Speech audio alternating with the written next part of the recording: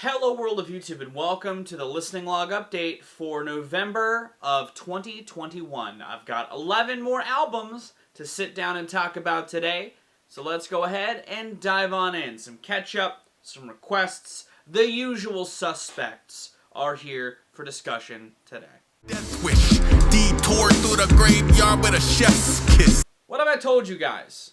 I've been craving comfort this year, and I know I'm not alone in that sentiment. You know, you've seen people wanting comfort all around. You know, we're really seeking some optimism through comfort things, nostalgia, you know, reminiscence in a positive light, all that stuff. And Aesop Rock has been kind of doing that himself here and there prior to the release of this record. He did a song with Blockhead, the co-build artist on this project, Garbology, the first album I listened to this month. He also re-released his first big record, Float, which has Blockhead production, and just felt like Aesop's been rekindling some Blockhead into his life, and I love to see it, because I think Kiss the Cook was great. Tangentially to listening to Garbology this month, I've also been re-spinning a lot of Float, because this channel's Float vibes so very well.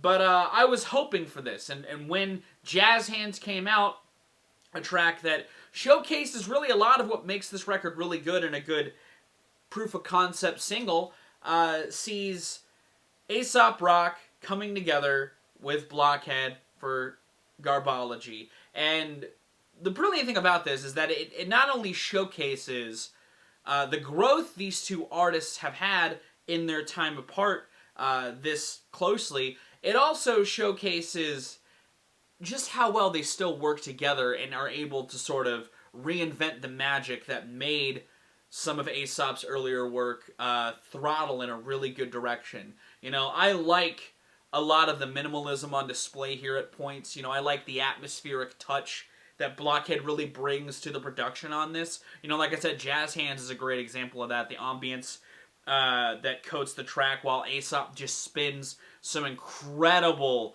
wordplay on here. Hell, the point where all of these twisting of words builds finally the track's title with Get Your Whole Roadmap, Pac-Man, Black Mass Snack, and whatever's in the dash cam. It's not an ad, hashtag, or a tap dance. Patsy, the revolution will not have Jazz Hands. Bro!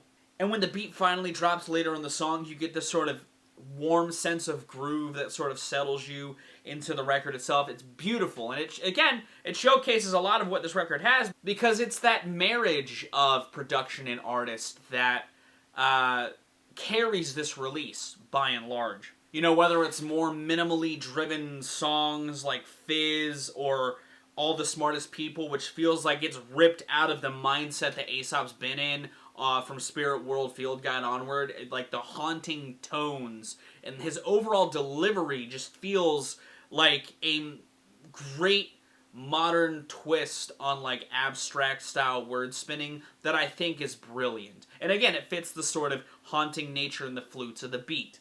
To the more comfortable, familiar feeling styles on Ledger, Domain, Difficult, and More Cycles. More Cycles beat being another one of the huge highlights on this project. I even like how he brings in a frequent collaborator he's had in recent months with Homeboy Sandman on All Day Breakfast. Another fantastic highlight on this record that has this overall tone to it that just feels old and cynical while having a little bit of sarcasm underneath to let you know that you're still doing fine. I really love that track, and I kind of hope that they pull the Felt 4 and do a project with the three of them, Aesop, Homeboy Sandman, and Blockhead. I think that would work incredibly well, because I've loved the Flea tapes. I really like this project as a whole, this prospect. Aesop, again, waxing nostalgic in a way that also feels very healthy. And I think that track in particular, again, similarly to Jazz Hands, feels like a good proof of concept type of song. I think that the tones of a track like Oh Fudge have this, again, nostalgic eye to it that doesn't feel detractory or sort of carbon copy in any sort of way. I think that it's pure magic on this record, and I think that these guys knocked it out of the park. I'm really happy with it. I think it's a strong record from these two, and I'm going to be giving it a 9 out of 10. I'm so far, goddamn! You know, I got to hand it to Idols for consistently being a surprising band to see come out of the woodwork so soon, because every time they drop off a release, or at least every time they've dropped off a release, I always think it's going to be all I've got for a while to sink my teeth into until they come rearing their head around the corner with the announcement of a new album. And Crawler, their 4th record, sees them pillaging their, hands out into different territories sonically. Something that I do think is a welcome change of pace for the band, while I do still really like their punk records that they've dropped up to this point, and I feel like the moments on this record like Crawl, or the meltdown whirlwind that is Whiz, or Stockholm Syndrome's almost vintage approach to punk sounds, I more enjoy this record when it decides to be bold and different for the band. When the opener MTT 420RR welcomes you into the record, it almost feels like you're being plunged into an ice bath. After 3 records of pretty consistent ferocity and aggression, to open this 4th record with this ambient slow burn build of a tune was a really smart move by the band, and I feel like it's an incredible first step for this album to make at creating a song that almost feels like you're peering behind the bite and growl that's been thrust upon you for 3 records. You get to see the cracks in the skin that show, and the age that could be there show, the experiences that the band have sonically pulled together get to show an ounce of reality. While I really like a majority of this first leg of the record in general, I feel like the fact that it goes into The Wheel is almost indicative of this album's biggest crux it has at its core, and it's that it's filled with a little bit of tonal whiplash. While there's this overwhelming sense of intensity and almost bleakness throughout the entire record, it's tracks like The Wheel and The New Sensation and King Snake that when they come into the track listing, they create these sort of pivot paradigm shifts into a realm of familiarity, but one that I feel like removes me from the experience I've been in thus far. Because especially when The Lights Come On comes in and you're settled back into this darker, more moodier, bass-driven, almost post-punk rooted song that you're put back into the pocket, but it's after taking this detour that you felt like you're not supposed to be on. And it further doubles down whenever Car Crash comes in, and you get an even more noisier-driven rock tune that really grabs the listener and cements them in the lyrics that I feel like a lot of those cruxes sort of seem all the more glaring.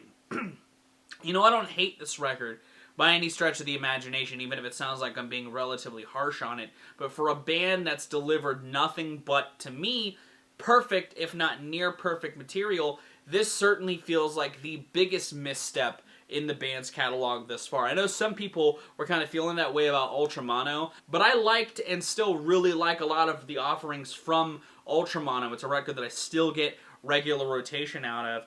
But Crawler is a record that I haven't been as yearning to get back to. And I feel like with some of the trimming of the track listing and a little bit of a rearranging of the sequences, it would create a more enriching experience, but I feel like at the core, this record is swept up in its own sort of transitional point, While I like that the band is still holding their punkier roots at their core, and I feel like there's points where they deliver quality tunes in that vein, when you're put up against some of the experimental offshoots I've already talked about, or tracks like the Beachland Ballroom, which have this sort of grand, almost alt-pop style to it with its piano arrangements, I feel like they create a much bolder expression than the punkier stuff that's on here. Not that I hate the punk stuff on here, and I feel like the band still retains a lot of their character, even removed from those punkier elements, but this record seems sort of caught up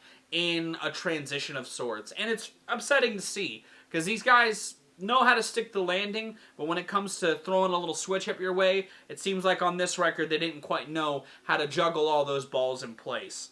I still think it's a very solid record, and by the end of it, it really comes around on itself, because while I don't necessarily like King Snake, I do really like Whiz, and I feel like The End is a really good closer to this project as a whole. I just wish it were a little more cohesively put together. I still think it's solid. I still think it's worth your time. I still feel like if you like Idols, you'll get something out of this release. But I wouldn't be surprised if I'm not the only one who's saying that this is easily their weakest, if not one of their weakest outings thus far. I'm giving this a 7 out of 10. Pretty disappointing, if I'm going to be honest. But I'm not going to count these guys out. I'm just going to count this as sort of a blemish in an otherwise fantastic career thus far. Still great, still got some real emotional potency here, still got some really well-harnessed aggression amidst all of that emotional potency, but it's just not quite as handled as well this time around on Crawler. Wish almost it were more of a slow burn than the slow burn that we got on display. Take you to the crib when you take it upstairs. What's upstairs? Shit, I'ma show. To say I wasn't excited for Silk Sonic, the band comprised of Anderson .Paak and Bruno Mars coming together for a vintage soul project, is an understatement. I like Bruno Mars, at least his nostalgia bait stuff. I think that he does a good job when channeling another decade, and you guys probably know. If you don't, I like Anderson .Paak a pretty decent amount. I think he's a very talented singer. He's a very talented artist. I like a lot of his output. I think that he's got a very unique voice. I think he channels it really, really well, and I feel like him and Bruno Mars create magic together. Even if I didn't think Leave the Door Open was a great first single, it's still a great song. You know, I feel like it showcases the lush production that this album has in spades incredibly well. And I feel like it does set the mood for the record. I mean, it is the opener, but it sets the mood for a lot of the more sensual sounds that code a lot of this, you know, whether it's tracks like After Last Night or Put on a Smile or the absolutely brilliant payoff that is the closer Blast Off. This record has some really good smooth, you know, sensual atmospheres. The production on this as a whole, like I said, lush as fuck, and it helps those intimate moments feel all the more personal. I'm gonna go on record now. I don't know, obviously, what the rest of the decade's gonna hold, but as far as I can say, can conceive, this might be one of the best produced records of the 2020s. It's definitely one of the best produced records I've heard in the last 5, if not more, years. I think that the production on this record is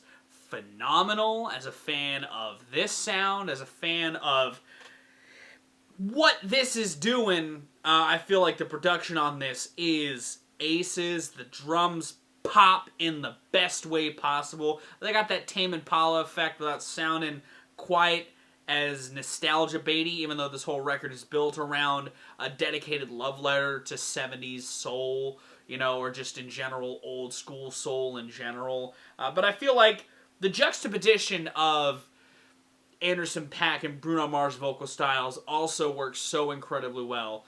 I feel like Bruno gets to soar in all the ways that are, you know, a credit to his talent as a vocalist, and I feel like Anderson's smoky voice just fills the mix so incredibly well. You know, I think Fly As Me is a fucking funk classic. I also love the funky side of 777. I think Skate is a summer bop. You know, I think that this record in general, it's fantastic. You know, Smoking Out the Window, I know it's a meme on TikTok right now, but I think that that also showcases their chemistry so incredibly well at jumping between some smoky, silky smoothness into some rich creaminess that is Bruno's voice. You know, like I said, these two pair really well together. I think that it's like coffee and cream. Fucking so good. It's so magical. And I think Silk Sonic is an incredible project. I love that Thundercat's here and gets to do his thing. I love that Bootsy keeps cropping up throughout this album, because this definitely feels like a Bootsy thing.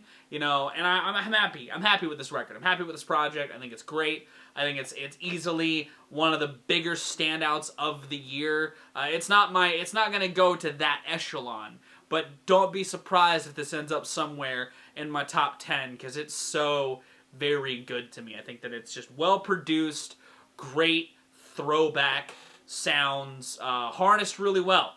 Something that I'm not surprised these two artists are doing to this caliber. It's getting a 9 out of 10. It's an incredible record. Very much worth your time.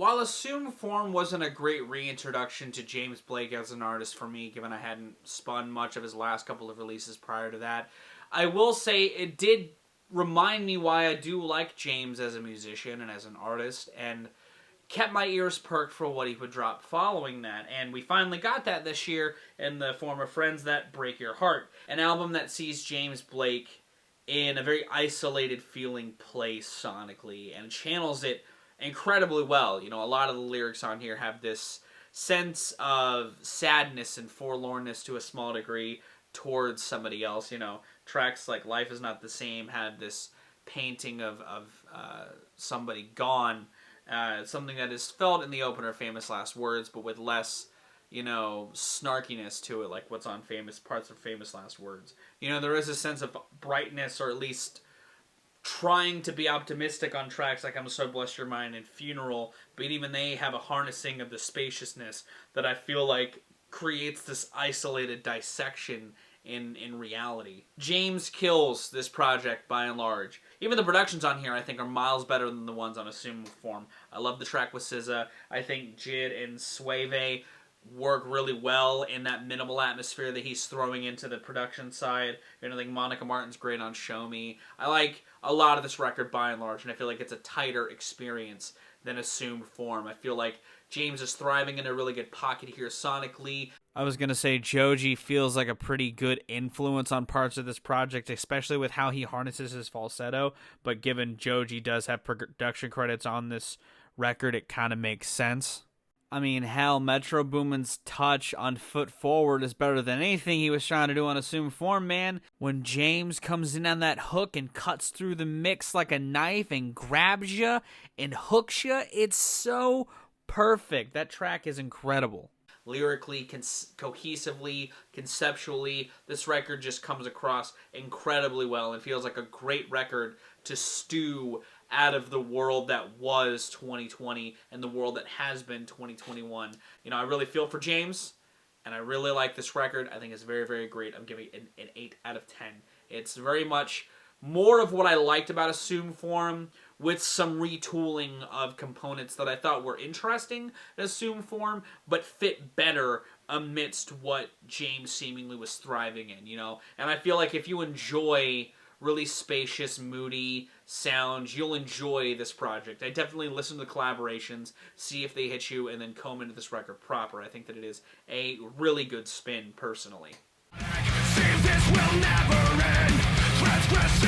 You guys remember how I said Trivium's last record, What the Dead Men Say, felt like a reflection of bits of their career as a whole? Well, In the Court of the Dragon, their 10th record and the follow-up to that album, sees them just going completely off the rails by writing basically Ascendancy 2 sonically with so much more dorky, mythological, like fantasy shit wrapped up into the writing, and I am here for it. For as much as I liked components of What the Dead Man Say, I may have been swept up in Trivium hype, because I do like that record, but I don't like it nearly as much as I did when it came out. However, In the Court of the Dragon appeals to a completely different aspect of myself as a fan of heavy metal music, and that's my Maiden side, or my power metal sort of love of fantastical writing. It's what I go to bands like Rush for.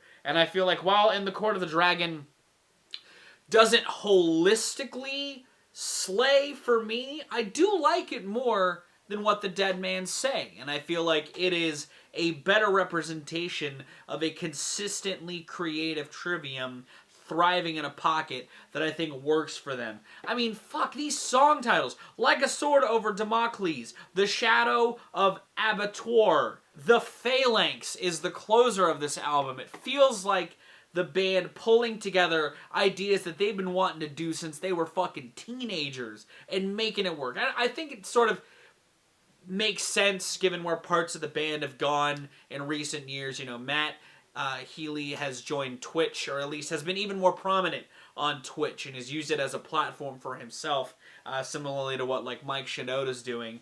But I feel like that, in tandem with, again, that comfort feeling that a lot of artists have been kind of going to, it makes sense that they would make a record like this, you know? They were already nostalgic on what the Dead Men say, so creating Ascendancy again just makes sense for them, and it works! I feel like a lot of the production on here is great and helps channel that more speedier side incredibly well. I mean, shit, when A Crisis of Revelation actually came on, it just threw me back to 2005. Well, I wasn't listening to them in 2005.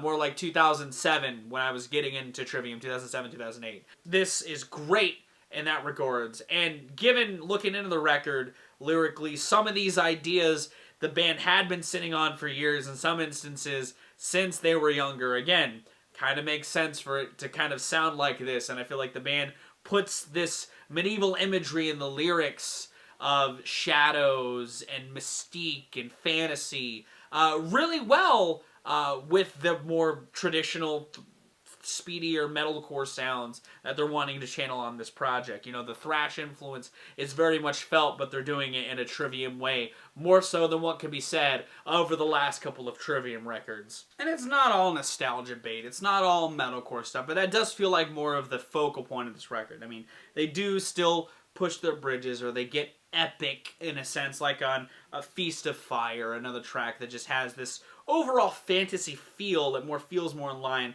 with the fantasy power themes throughout in the lyrics, and handles that gravitas well. Or a track like the 7-minute epic, The Shadow of Abator, a track that, again, has its sort of movement-based writing and works when it does. I feel like it's one of the album's more weaker components as a song, but I feel like it is a good song. It's not a bad song. It is very engaging. At least lyrically, it fits. It ties really well with the scope that the song is working with. And it acts as a pretty solid middle piece of the record. But I will say it's not a track that it goes up there with like Kirustego Men as like a longer song that the band works with its length as well as it does. It's still really good. It's still a quality jam that is a great middle epic, but I do like the record more when it is thriving in its own thrashier driven pocket, personally. You know, even the cleaner vocal moments like on From Dawn to Decadence or the title track feel more in line with the harmony-driven vocals that Trivium were wanting to do. You know, they sound less like Maiden worship, like what had happened on the last couple of Trivium records, or Metallica worship that had happened on Shogun. It feels like the band is channeling their voice even better than what they have in recent albums, and I love it all more for it. You know, I feel like the band pulling a Coheed and just creating this world within the band of Trivium with like their own fantastical phrases is great. I feel like it works really well. And the fact that it's not tied to like a grand concept like Coheed almost works better in the album's favor. I think this record is a lot of fun, and I liked listening to this much more than What the Dead Men Say, a record that I thought was pretty good in its own regard. And I gave that an 8. I'd probably get like a 7 now, maybe even a 6. I think it's good, but I don't think I'll be respinning it as much as In the Court of the Dragon. I'm giving this an 8. I think this is the 8, guys. The last album, it was good. It was really good. You got me. And given you guys kind of try to pen this now as like a double album with this release is a little weird. I don't think they go well together in that regard. But this album's great. 8 out of 10. Quality stuff, Trivium. Really good stuff, guys. I love it. Funk synth daddies, TWRP, back at it again. New and improved. You guys know I'm an advocate for this band. Been talking about their music pretty much since 2015. I love these guys a lot. I think they're very talented, and I've loved all the records that they've dropped since Together Through Time. Some more than others, but anytime TWRP decides to announce a record, I'm always excited. You guys know I like these guys. New and improved.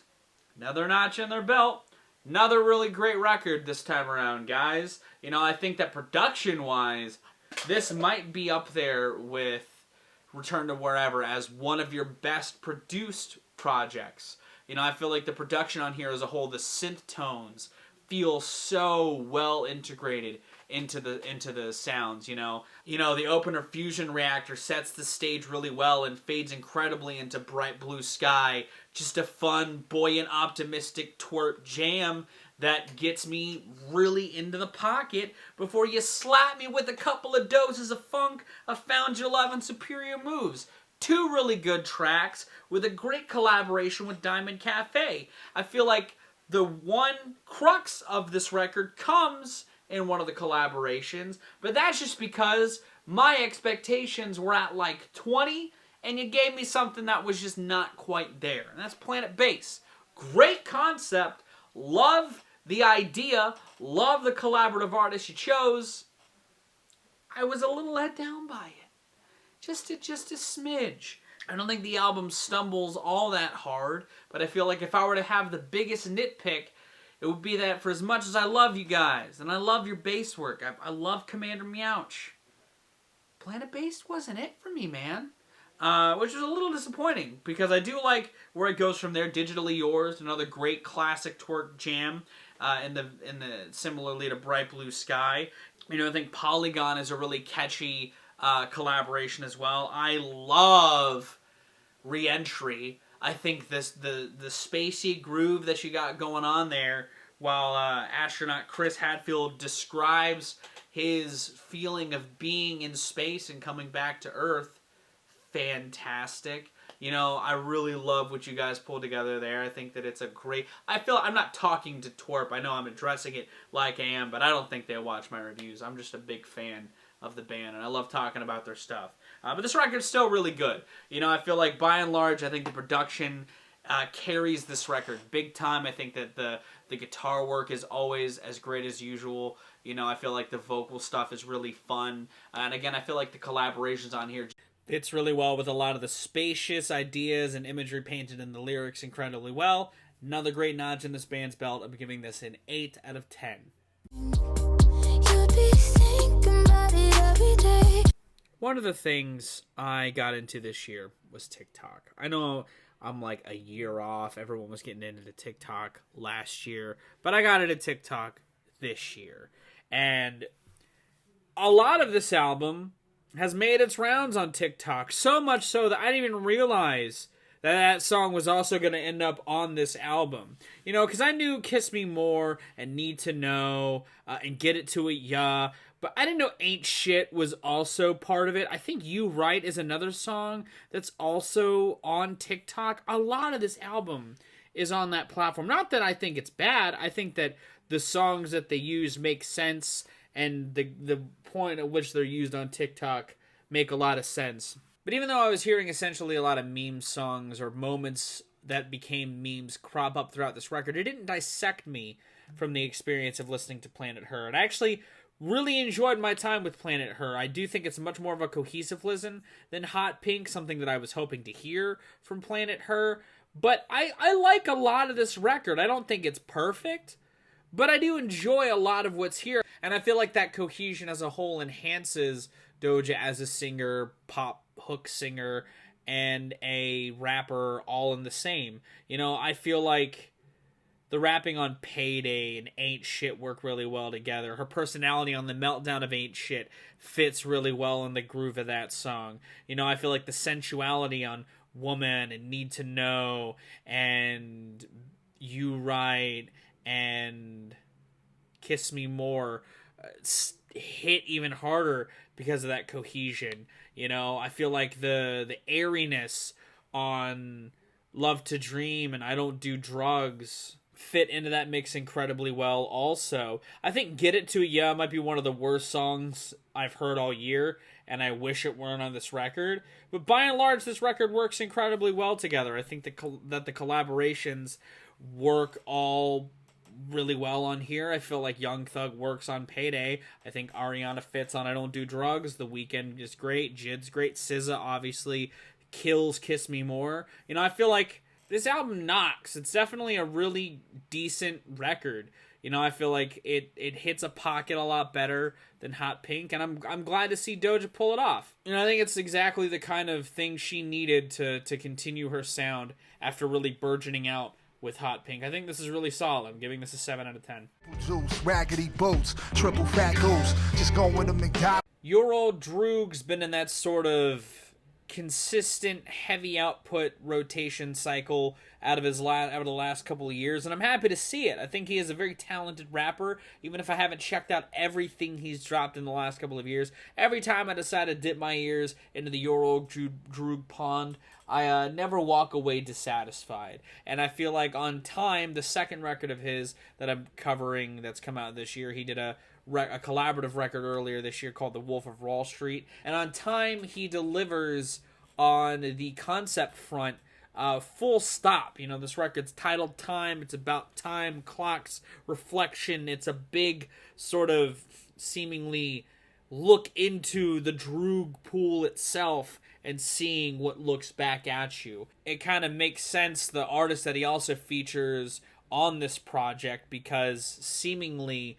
they kind of fit those reflective tendencies incredibly well, especially in the case of MF Doom on Dropout Boogie and Aesop Rock and Elzai on Field of Dreams. I love Blue and Mick Jenkins on One Move as well, but I feel like Doom, Elzai, and Ace came to play on this project. But Droog is no slouch either, and he came to play. I mean, hell, the opening suite of Magic Watch into Please Listen to My Jew Tape, two records that see him at his most lyrically vivid and dense and concise as far as storytelling is considered, is fantastic. And Please Listen to My Jew Tape continues that as well, by looking at the reflection pool in terms of his come up and his experience getting into the industry, you know. And I feel like him following that up with Dropout Boogie, seemingly another collaboration with someone that I would say Droog probably has listened to a lot throughout his life, MF Doom, on Dropout Boogie, that also leads into a weed song,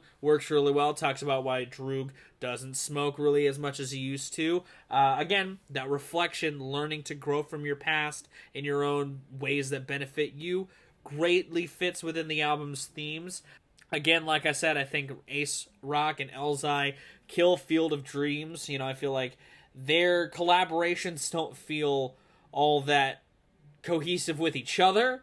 I feel like the bars they came to play with still work very, very well, and I think that it's another great song on this record. I feel like by and large this record is smooth. The production is, again, more of that vintage boom bap style, and I feel like Droog has his way on it that just bends so incredibly well in the pocket.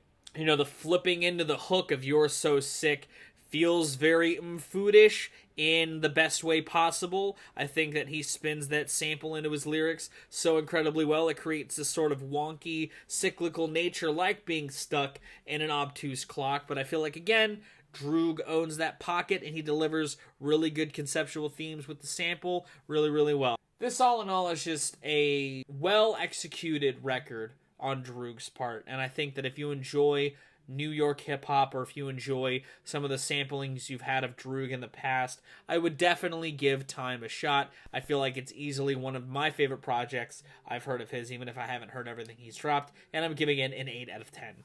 Well, life is so love the one you got, 'cause you might get. It's happened again this year, guys.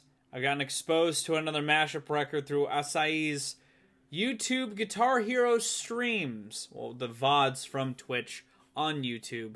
But Copywrong by Jazzwave is the latest in what the Guitar Hero scene is pulling together with mashup meme culture.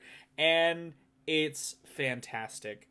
I reviewed Pluffaduff's Untitled Paint Project. That was the last record I got into through seeing Acai's sort of shitposty Guitar Hero videos.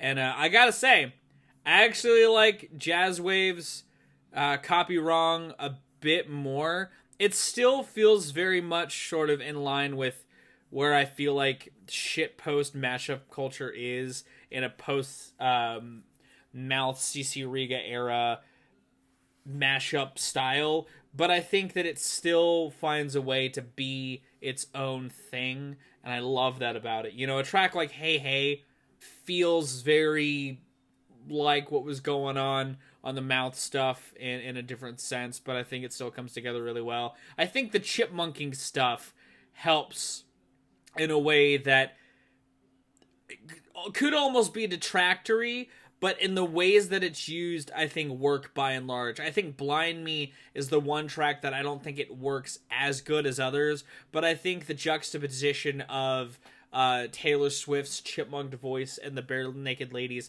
on Never in a Million Weeks, genius stuff. I think Psycho Death works incredibly well for the same reason. And on Manic in general is just pure heroin in a song. I love Manic, one of my favorite songs of the year. It's an incredible mashup experience that sees an original version, a remix of that song, and then the same sort of hodgepodge of bits of songs in the form of Happy and Basket Case that work so very well at creating the title's main mindset is incredible. Same thing happens on Wicked Heart. I think Owner of a Lonely Heart belongs over the Ain't No Rest for the Wicked instrumental in a way that I never thought would actually work. I think the closer Ever Bright, while a bit on the nose at points, also I think works in ways that aren't Everlong and Mr. Brightside. If I were to have one complaint about this entire project, it's What a Loser, and that's just because I fucking hate Sublime. Sublime sucks. It did work well over Beck's Loser, though. Yeah, I think Jazzwave did a really good thing here on Copywrong. I think that it's another great shitposty sort of music nerd mashup style project that I enjoyed. I enjoyed a hell of a lot as a fan of this style of mashup culture. I think that this worked incredibly well. And yeah, I'm giving this an 8 out of 10. I think this is a great record. I like some of this more than I do even Mouth Dreams, the last CC Riga project. I think this is great shitpost gold in the best of ways that transcends into real artistry. To say I had low expectations going into Coldplay's Music of the Spheres, a follow-up to their record Everyday Life, an album that I also wasn't the biggest fan of, because while I don't hate all of Coldplay's records, I don't think they have the best batting average as a band. And seeing that this album had collaborations with Selena Gomez and BTS, not that I hate BTS, but like, I think that K-pop and US pop crossovers aren't always the best. They work, and I think BTS have a decent average at pop collaborations with Western audiences. There could always be an instance where that doesn't work, and if any band were going to be the one to not pull it off, it would be Coldplay. But I walked away from Music of the Spheres pleasantly surprised. I found this record a pretty enjoyable listen in ways that I genuinely did not think were going to be the case. You know, I get real Hold Your Fire from Rush vibes at points of this record in ways that, again, I wasn't expecting, but was happy to see a band like Coldplay embrace wholeheartedly. Whether it's some of the atmospheric emoji, you know, tracks like Saturn, Stars, Earth, tracks that have these ambient synths that just do nothing but add atmosphere. But because the atmosphere is this kind of vintage sounding synth style, it works well on the album's favor. You know, the lead into Higher Power, a pretty decent pop song that then goes into Humankind, the apex of that feeling that I was talking about. An incredible bop. I really like Humankind. It's a song that I did not expect to love as much as I do, but I do really like Humankind. Even Let Somebody Go, a collaboration with, again, Selena Gomez, an artist that I don't particularly like the music from, I didn't think was awful. Not fantastic, but could have been worse. I even think that the collaboration Heart Emoji works very, very well. And I hate a cappella music. I really hate a cappella music. I think that it very rarely works out well. It doesn't always fail, but it more often than not does. Heart Emoji works. It's a song that I really like the build-up to, and I think that the vocal layering works really well. I think that the payoff to that resolution in People of the Pride sucks, because I don't really like that song. I think the record dramatically dips at that portion, in fact, because I think People of Pride is the worst track transition across the whole runtime. And this record has a pretty good flow. It's another reason why I really like it. It's an enjoyable listen. Each track just weaves in together really, really well. People of the Pride just breaks that rhythm. And while Beautiful is not a bad song, it just kind of acts as a decent stumble into heart emoji, which then goes to My Universe. Another really good collaboration, in my opinion. I think that, again, BTS actually worked really well with Chris Martin and Coldplay here. I think that it's a pretty decent job from these two groups. And Infinity Emoji's great. This record, just in general, has a really good flow that I wasn't expecting. Coldplay harnessed the atmosphere well here. And while, again, it's not perfect, I was expecting to rate this a lot lower than I'm rating it. And I'm only rating it a 6, so you can imagine how low I was intending to rate this. Because on paper, this looks like shit. But it listens pretty solidly, in my opinion. Again, not great, not phenomenal. This is damn alright, if I'm being honest. We fear none. We've never known another way. And I actually had a couple other records I wanted to talk about, but because I've been having such issues today, I'm just going to sit down and finish out talking about a soundtrack to a game that I've been playing a lot recently. Space Rider, the soundtrack to Marvel's Guardians of the Galaxy original video game soundtrack. So I'll talk about this game later on down the line, but I've been playing a lot of Guardians of the Galaxy, and while it has a great sort of various artist soundtrack, because they implemented this sort of streamer feature, they also have this sort of in-house band album called Space Rider that's sort of the namesake band Star-Lord that is just 80s metal worship, and it's not bad. It's got some really flat production, and a lot of the performances vocally give me like harmonics vibes from like Guitar Hero 1 and 2. But some of those bands I actually also really like, and I feel like Star-Lord Band, or the album that's here, is also pretty good, to be honest.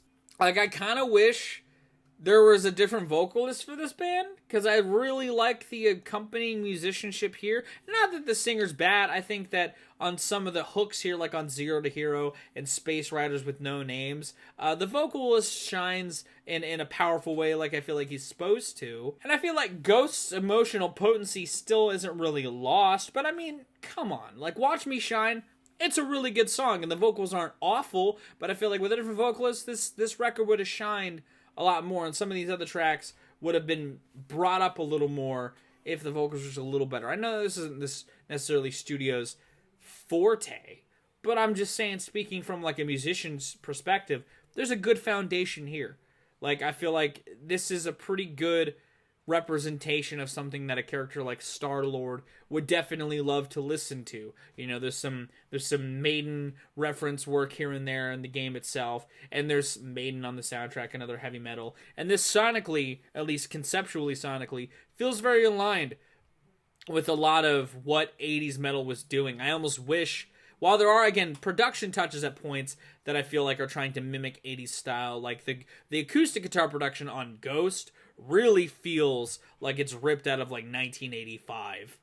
And I feel like they're really trying to mimic 80s guitar production on like No Guts, No Glory and Solar Skies. And of course on Zero to Hero and Space Riders, I feel like it comes across a little better on those tracks, but it's not as consistent. And I feel like some of that razor sharp guitar production that was prominent in the 80s would have benefited, or would have beefed up some songs like No Guts, No Glory really well. Also, again, very solid soundtrack here, and I feel like it's a good accompaniment to the vibes of that game. If you like power metal, or if you like 80s metal in general, if you're a big fan of throwback metal, listen to this soundtrack. You may gravitate to it even more than I did. I don't think this album's bad by any stretch of the imagination. It's just got some things that I feel like, if only to more legitimize it, because there's always soundtrack slander out there in the music critic world. As a guy who sticks up for game soundtracks, I believe in the Space Rider, in this album Space Rider as a concept, and I feel like it does work really well in pockets, but there are some glaring issues from a production side and a little bit from a performance side that I feel like could have, if redone, made this an even better sell for those in my line of work that love to be curmudgeons about what they want to cover on the internet. But this record's honestly pretty solid. It's pretty alright, especially for what it's trying to do. No studio had to go out of their way to write a power metal, almost album of positivity a la Andrew WK with a space theme a la, like, I don't know, something like Gwar with a more positive message. That's not even close to true. It reminds me more of like 3 Inches of Blood than it does Gwar, but like 3 Inches of Blood with some Andrew WK optimism, and you've got this record. And I think that on paper would be a really good sell for somebody, as somebody who likes that kind of metal, something that's overly optimistic with some general, again, fantastical at points imagery with some space twists works incredibly well. I think the concept of Star-Lord is presented here, but like, it could be better. It's still a 6. This is still a really solid record. It's just got some problems that I feel like set it just shy of greatness, you know, but they did a great foundation here that I think is really enjoyable, and that's going to be my month. I'm sorry if my sort of mood or tone seemingly shifted, but I felt kind of discouraged when pulling this video together and was having the problems that I had. I still hope you enjoyed it. I still hope you liked me talking about the records that I did talk about. Obviously, I'm going to have a big mega episode at the very beginning of next year, or at the very, very end of this month. In that transitional period, we'll have the next listening log. It'll be the last of the year before a year-end list week starts, and I hope that you're excited for it. Thank you for joining me on this journey. Let me know if you've heard any of these records, your thoughts on them in the comments down below. If you liked these reviews, give them a like. If you want to see more of my music, gaming, and general nerdy content, be sure to subscribe. Special thanks to my patrons if you want to join their ranks to get early access to content, exclusive content, or to help drive the community. It's linked in the description. I'm going to get out here, though. Thank you again so very much for watching. I have been Viral Racked. You guys have good days, lives, and situations, and I'll see you another day.